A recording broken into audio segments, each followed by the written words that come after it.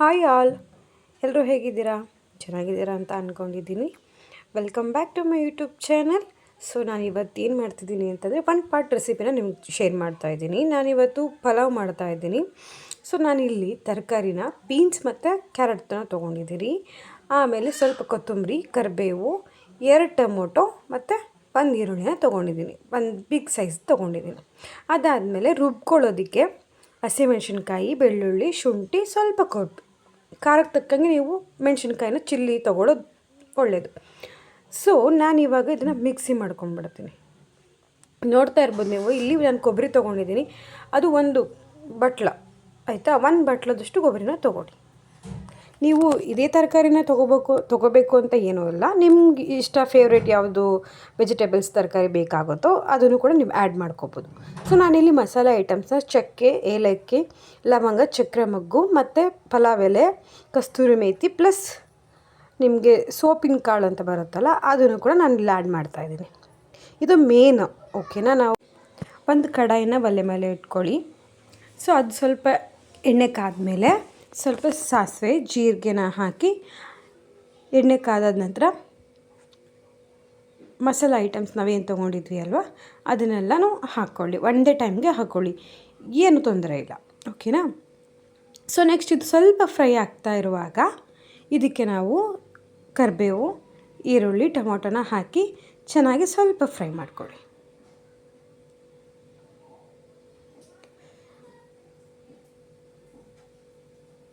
ನೋಡಿ, ನಾನು ಇದೇ ಟೈಮಲ್ಲೇ ನಿಮ್ಗೆ ತರಕಾರಿನೂ ಕೂಡ ಹಾಕ್ತಾಯಿದ್ದೀನಿ. ನೋಡ್ತಾ ಇರ್ಬೋದು ನೀವು, ನಾನು ಎಲ್ಲ ಈ ಟೈಮಲ್ಲೆಲ್ಲ ನಾನು ತರಕಾರಿನೂ ಕೂಡ ಹಾಕ್ಬಿಡ್ತೀನಿ. ಇದು ನನ್ನ ಅಮ್ಮನ ರೆಸಿಪಿ ಆ್ಯಕ್ಚುಲಿ, ಪಲಾವ್ ಮಾಡೋ ರೀತಿ.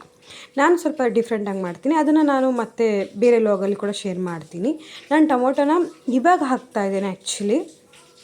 ಈರುಳ್ಳಿ ಮತ್ತು ತರಕಾರಿ ಹಾಕಿದ್ಮೇಲೆ ಒಂದು ಟೈಮ್ ಸ್ಪಿನ್ ಮಾಡಿದ್ಮೇಲೆ ನಾನು ಇದನ್ನು ಹಾಕೋತಾ ಇದ್ದೀನಿ ಟೊಮೊಟೊನ. ಅದು ಚೆನ್ನಾಗಿ ಬೇಯಲಿ. ಅಷ್ಟರಲ್ಲಿ ನಾವಿಲ್ಲಿ ಮಿಕ್ಸಿಗೆ ಅಂತ ರುಬ್ಬಿಟ್ಕೊಂಡಿದ್ವಿ ಅಲ್ವಾ, ಅದನ್ನು ರುಬ್ಕೊಳ್ಳೋಣ.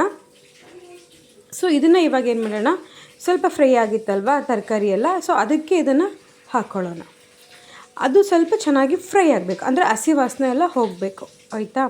ಸೊ ಇದು ಎಲ್ಲ ಹಸಿ ವಾಸನೆ ಹೋಗೋವರೆಗೂ ನಾವು ಫ್ರೈ ಮಾಡ್ಕೊ.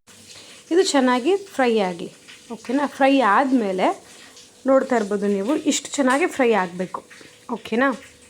ಇಷ್ಟು ಚೆನ್ನಾಗಿ ಫ್ರೈ ಆದಮೇಲೆ ನೆಕ್ಸ್ಟ್ ಒಂದು ಕಡೆ ನಾನು ಅಕ್ಕಿನ ನೆನೆ ಇಟ್ಕೊಂಡಿದ್ದೆ. ಸೊ ಅದನ್ನು ತೊಳೆದ್ಬಿಟ್ಟು ನೆನೆ ಇಟ್ಕೊಂಡಿದ್ದೆ.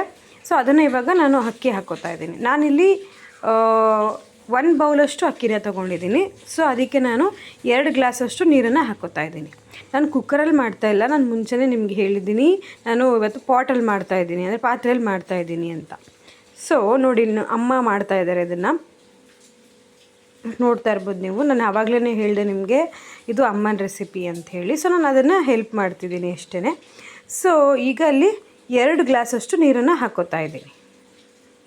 ಇದಕ್ಕೆ ನಾನು ಸ್ವಲ್ಪ ನಮ್ಗೆ ರುಚಿ ತಕ್ಕಷ್ಟು ಎಷ್ಟು ಬೇಕೋ ಅಷ್ಟು ಉಪ್ಪನ್ನು ಹಾಕಿ ಚೆನ್ನಾಗಿ ಕುದ್ದ ಮೇಲೆ ಸೊ ನಿಮ್ಮ ಪಲಾವ್ ರೆಡಿ. ಸೊ ನಾನು ಇದನ್ನು ಈ ಪಲಾವ್ನ ಒಂದು ಚಳಕ ಉಪ್ಪಿನಕಾಯಿ ಅಂತ ಕರಿತೀವಿ ನಾವು, ಈ ಉಪ್ಪಿನಕಾಯಿಗೆ.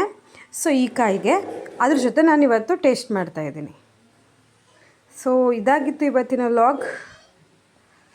ನಿಮ್ಗೆ ಇಷ್ಟ ಆಗಿದ್ದರೆ ಲೈಕ್ ಮಾಡಿ, ಶೇರ್ ಮಾಡಿ, ಕಮೆಂಟ್ ಮಾಡಿ. Thank you for watching.